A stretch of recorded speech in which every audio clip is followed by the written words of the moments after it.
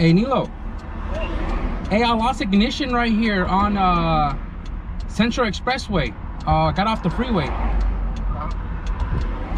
I'm like literally down the street from your shop, and I can't get the car to turn.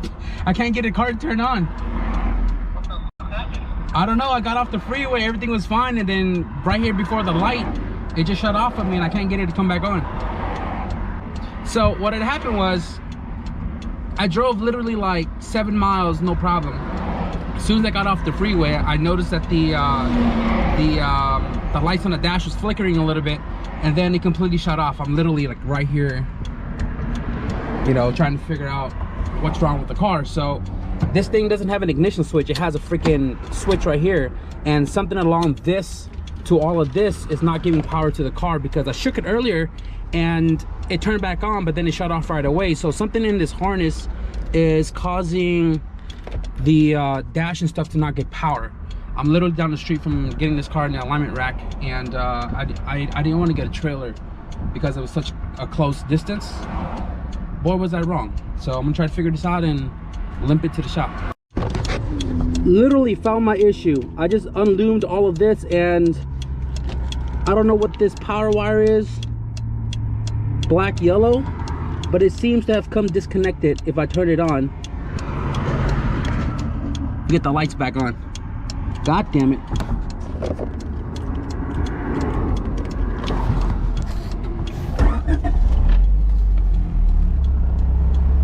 We are back in action. All right guys, so we made it to Nilo's shop. Dumbass wiring. If it's gonna be like something permanent, solder it. I don't like butt connectors or spade connectors for that kind of deal. I don't know how it got loose, but it did. So Nilo just got the car in the rack, and everything is in the red. Now granted, this car, when I got it, it didn't come with, I mean, it came with knuckles and spindles, but there was nothing on it. So this is all HF replacement stuff from the 88 HF at home, the giveaway car. But there's not much we can do. I mean, all we're doing is matching the caster on that side, and then toe. We can't do camber other than the rear. The rear only has camber on it, but we're gonna zero that out because race car life, he's already getting there. So we're just gonna knock this out. Today was super random. I didn't expect to get the car to alignment rack today, but we are here, and I don't know what we're gonna get into, but yeah, I mean, first impression, the car drove really nice up until it overheated 1 mile away from the exit, and then it shut off on the exit. So dude, Nilo, it's fucking traffic right now. I don't know, I'm gonna sit in traffic. I think I'm gonna try to bleed the cooling system before I take off, but yeah, let's get this thing in line. So I'm still chilling here at the tire shop because I want the car to cool down a little bit. I want traffic to die down a little bit. When I was on my way here, I seen traffic into the main part of the freeway, and don't want to be overheating in that. The fan was on for like 15 minutes. I didn't even know, but it is cooled down a little bit. It's still hot, but it's cooled down a little bit.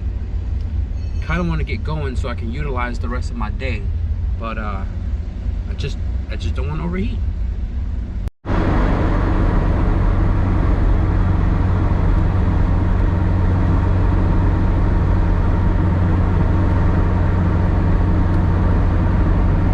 So we made it back home. Not crazy traffic, but the car did get hot 1 mile before my exit, and aside from this, I love how quiet the car is in 5th gear, chilling 65 on the freeway, and the car drives freaking nice.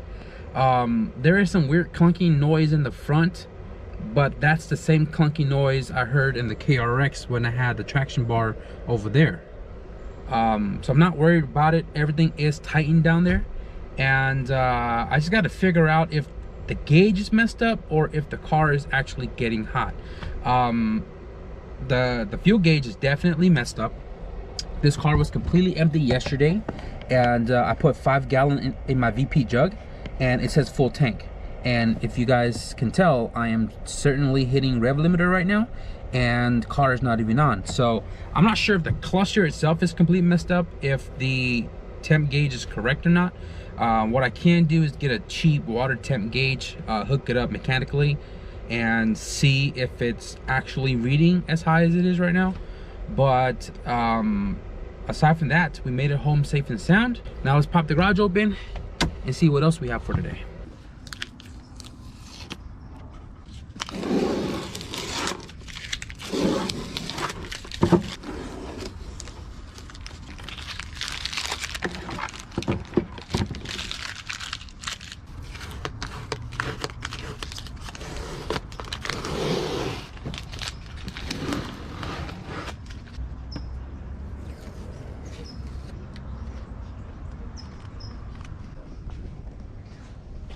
So these tails belong to the giveaway car, and yeah, before you guys ask, I've moved the car back into its normal position.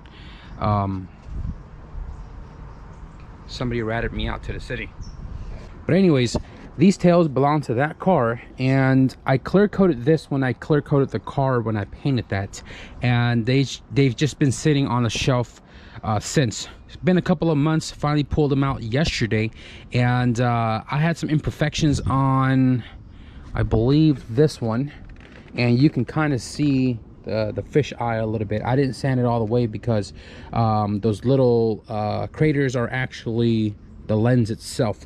I dug it to the point where you can see the clear coat. You can't even see it, but the clear coat is not on the lens anymore. But I had to sand it off just to smooth it out, and then I decided to do it on, you know, the other one as well. So I polished this one out as well. It looks freaking cherry. Unfortunately, yesterday while I was sanding this, I got a little butterfingered and I dropped it, so I cracked it right there. But I'm hoping Leo has another one. He posted it recently. He has another tail lamp, so hopefully I'll get that I don't know, whenever, because it's gonna be a while before this car goes. So I'm gonna use this for now. And I didn't sand this one right here because this one actually came out really nice and flat. So I'm gonna leave this one be, no cut or polish. And I am gonna be painting the trim on this one black because I did it on this one already. I used SEM product trim black to paint this one all nice and black, because when I got the car, it was resprayed obviously, and they just oversprayed literally the entire black border of the tail lamp. So these two are practically done. So now I'm just gonna mask this one off, paint this black, and then I do have a new gasket for it. I want to toss it on the car because I already painted the bumper. I'm sure you guys should have seen that video already. I'm so jammed up with videos right now. I don't know what order I'm in, but you guys should have seen that video already. So I want to get this on there so I can take some pictures and stuff, and yeah, let's get some tape out and mask it up.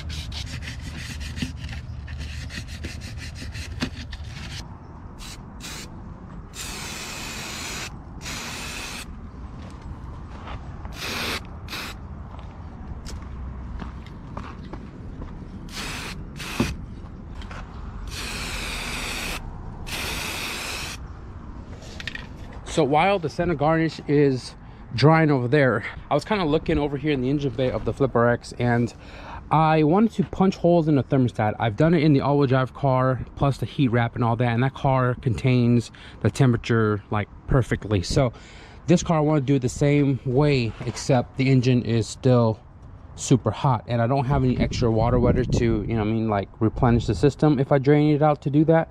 But since I built this engine, I've never did a compression test. Kind of want to do it right now, just to see where it sits. I do notice a little oil coming out right there. Well, not there anymore, but coming out a little bit right there, which is common on a lot of setup I've done over the years. I'm not too worried about it, but I did run this car a little hot just to get it home, and I kind of want to check the compression on it just because it's already hot and I'm already here. Just kind of overlooking everything here. I talked to my tuner today. We're gonna schedule a dyno appointment here soon, so I'm just doing this once over now and again before I head to the dyno. So right now I'm gonna whip out the compression tester and see what kind of numbers this thing is putting out.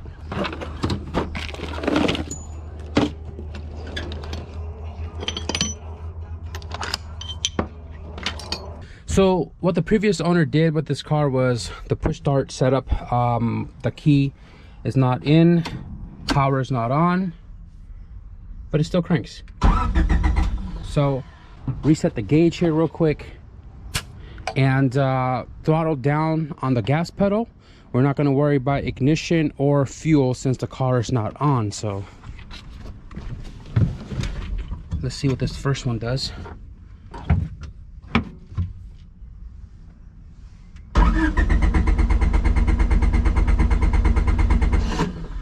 Talk about a super strong crank. Cylinder 1, 192, 200 compression. Damn.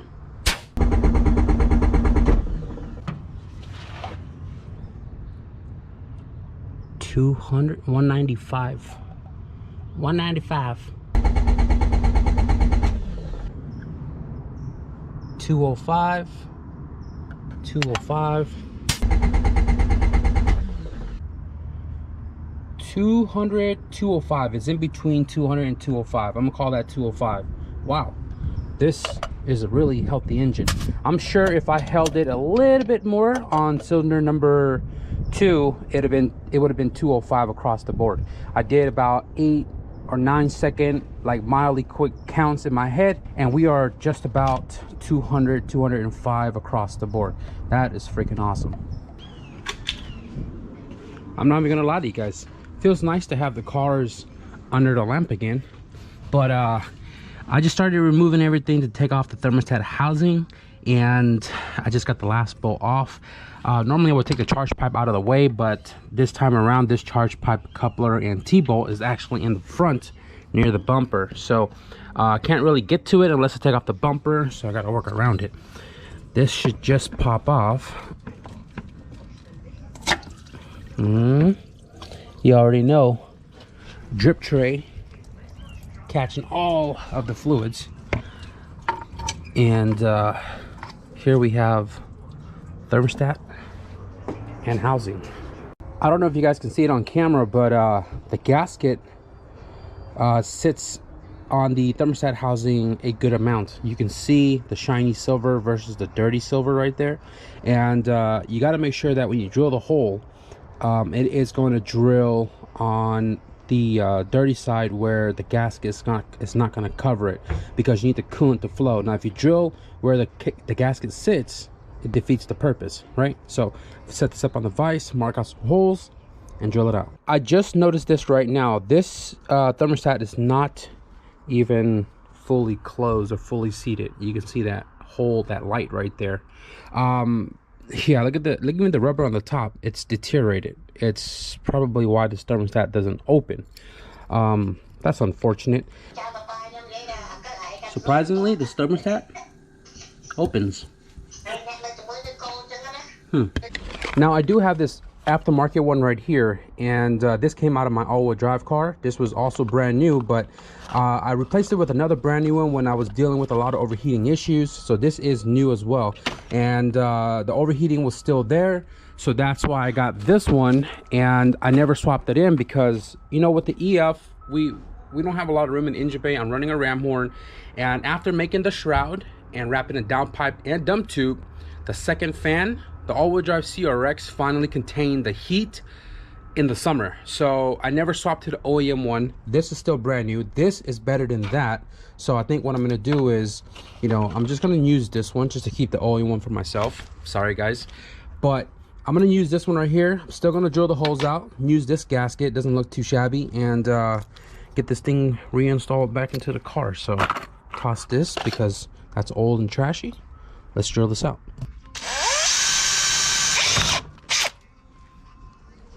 That's a decent hole.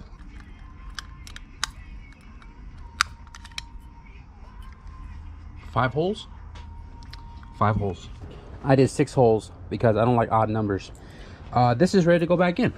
Pretty straightforward. Just stick thermostat with gasket back in. Align these 2 tabs right here. 1 and 2. It's on the top of the thermostat housing block side, and just align it on there. It'll seat itself in there somehow, like that, and then housing on. So before I fill up the cooling system again, I am going to pull off the downpipe. I think I have extra Actually, I'm gonna find it first. I'm pretty sure I have some extra wrap for the downpipe, some DEI wrap somewhere here. Yes, I do.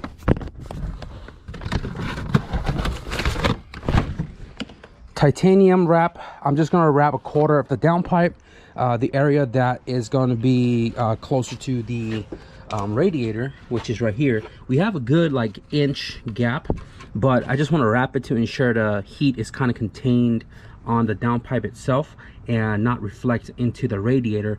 Might do the dump tube as well, I'm not sure. I mean, I took off the T-bar just to have easier access, and this is all easy to put on and take off. So I'm probably gonna do the downpipe now. And when I was at the alignment rack, I met my buddy Roel over there. I haven't seen the dude in a minute, but he was telling me make sure the power and ground wire is correct for the fan, not reverse polarity. But I am almost certain that I did it right, so I'm gonna check it real quick.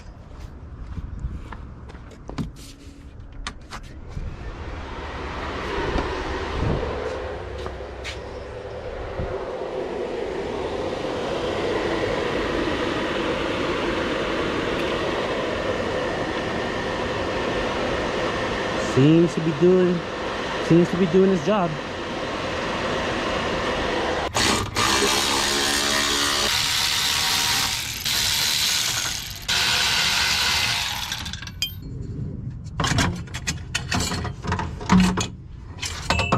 Okay guys, so this is not rocket science. I got some axle boot straps, and the funny thing about these was I found a pack of these in a junkyard, and they came in clutch because I've done a lot of axle boot replacement. And this is perfect because I'm going to be using 2 for the downpipe. Now this is where the block is at, and the goal is to wrap it from the top here going down to about in the middle of this section here, because the radiator is more up in the front.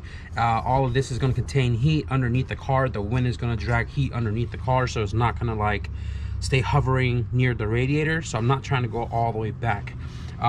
With the DEI wrap, I don't use water or douse this with water or soak it down. I run it just like this, and I haven't had any issues with my all-wheel drive car. If anything, it did its job perfectly fine. I always fold the end into like a triangle. I don't know why I do this, but I feel like it works better for me. Maybe it's just in my head, I don't know. But when you're going each revolution, you want to ensure you're pulling this as tight as you can, right?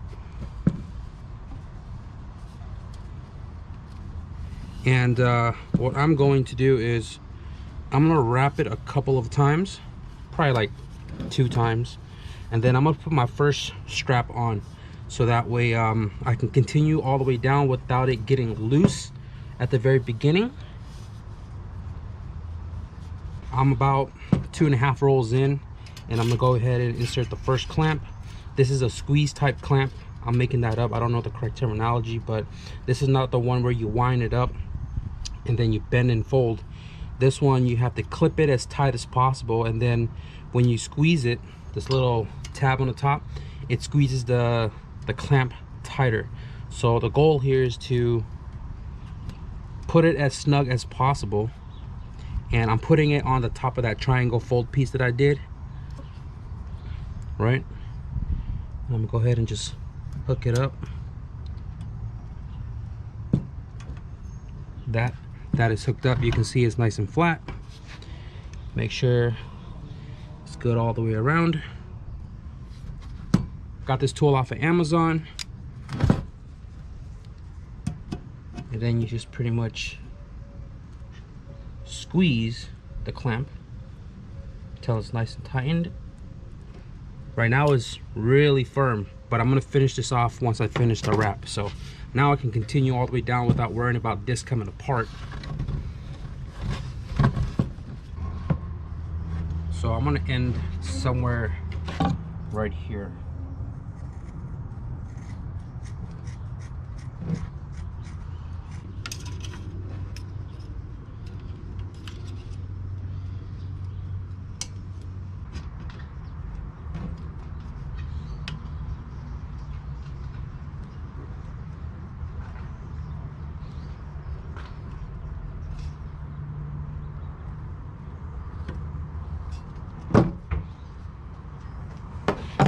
So the reason why I fold the corner is because obviously this is a 2-inch thick wrap, and the band is only what, barely half an inch.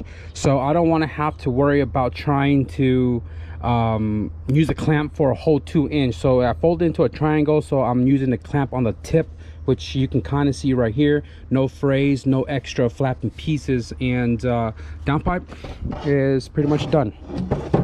Now I'm gonna pull the dump tube off. Dump tube all done. Now let's put everything back together. Dump tube and downpipe installed. Now what's cool about this is that the titanium kind of blends in with the color of the wastegate and the manifold once heat goes through it, so it looks freaking awesome down there. I was crawling around underneath the car, had to break off a bolt for the three bolt flange downpipe, and I was crawling underneath there, got a lot of dirt in my hair and my back, so I threw on my Speed Factory sweater. This sweater I bought a very long time ago, 3XL, and over the years I haven't been able to fit it. I just threw it on today just to crawl in the dirt, and it fits me really nice. It really does. Unfortunately it's all ripped, so I can't really like rock it out there. I don't want people to judge me, but it feels good. I'll tell you what, this motor heats up really fast. This is already hot, bottom hose. Obviously that's hot, the exhaust manifold, right? But look at the downpipe, the dump tube, downpipe. Titanium wrap is doing its job. I've never done the timing on this car because it was OBD0, and I would have to do it again when I converted to OBD1.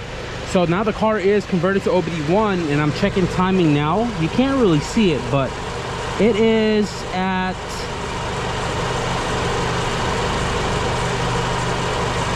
17 degrees. So I just gotta back it off a little bit to get it down to 16, and this thing should be ready to rock and roll. All right guys, so I just drove the car around the block 2 times, and that's not enough for me to drive to see if this car overheats again. The only way I'll know is to drive it on the freeway. So I'm crossing fingers. It kind of helps sort my issue with the temperature getting super hot. I realized just now that when I pop the hood, there's not a lot of heat coming out. Granted, we are now titanium wrap on a downpipe and a dump tube.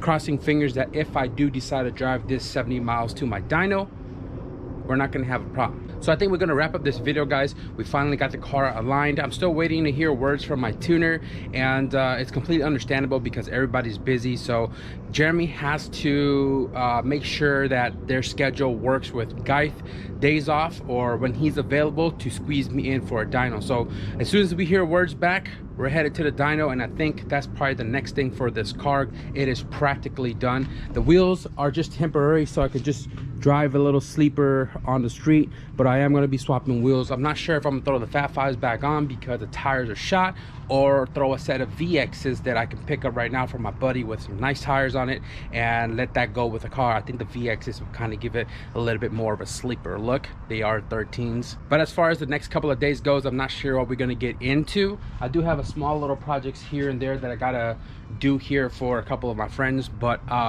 something just to knock out and get done. So I think I'm just going to keep myself busy with that for the next couple of days until we figure out when we're going to tune this car. That is going to wrap it up for this video, guys. We got the car aligned, we got heat wrap, we modified the thermostat, small little knickknacks with the car, but it is ready for the dyno. So if you guys enjoyed this video a little bit, be sure to leave a thumbs up, and if you guys want to stick around for the dyno video, hopefully it's the next video, be sure to hit the subscribe button. But with that being said, thank you guys for watching, and I'll see you guys in the next video. Peace.